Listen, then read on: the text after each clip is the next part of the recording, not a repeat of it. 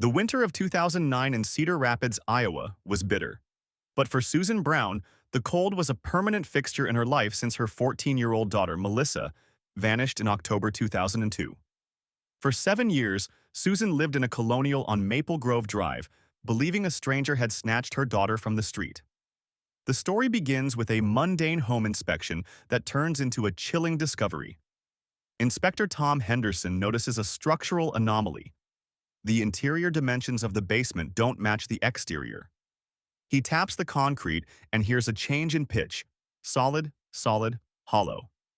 Behind a layer of concrete facing, they discover a professionally installed steel door with a deadbolt.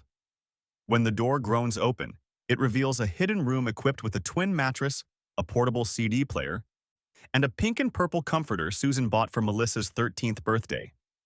The ultimate injustice is realized instantly. Melissa hadn't been miles away. She had been imprisoned right beneath Susan's feet while the mother slept upstairs and the community searched the neighborhood. Inside the hidden cell, Susan finds Melissa's purple spiral notebook. The journal entries describe a nightmare of psychological warfare. Melissa wrote that he told her the imprisonment was temporary for her own safety because a man was following her. Most devastatingly, the captor lied to Melissa, telling her that her mother knew she was in the basement and had agreed it was for the best. Melissa spent months banging on the soundproofed walls, listening to her mother crying just 20 feet above her, wondering why Susan wouldn't come down to see her. Detective Sarah Chen takes over the scene, identifying the sophisticated nature of the room. It featured ventilation, soundproofing, and a custom locking mechanism.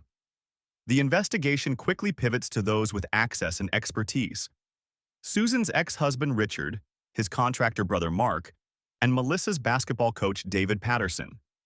Patterson, a trusted mentor who had a key to the house, had even organized the largest volunteer search efforts after the disappearance. The act ends with a high-stakes twist. As the police close in, they discover Patterson has fled, and a search of his abandoned laptop reveals he wasn't just a kidnapper. He was a cog in a massive multi-state trafficking network. The final act scales from a local tragedy to a federal emergency. FBI agent Marcus Webb and Detective Chen track a digital trail of 14 missing girls and conditioning facilities across the Midwest. The trail leads to a northern facility, an abandoned psychiatric hospital in Minnesota purchased by a wealthy businessman through a shell corporation. In a tactical raid, the FBI breaches the compound and finds 13 young women held in small cells. In the isolation wing, Chen finds the door where a woman has scratched, "I am Melissa Brown, I am real," into the metal.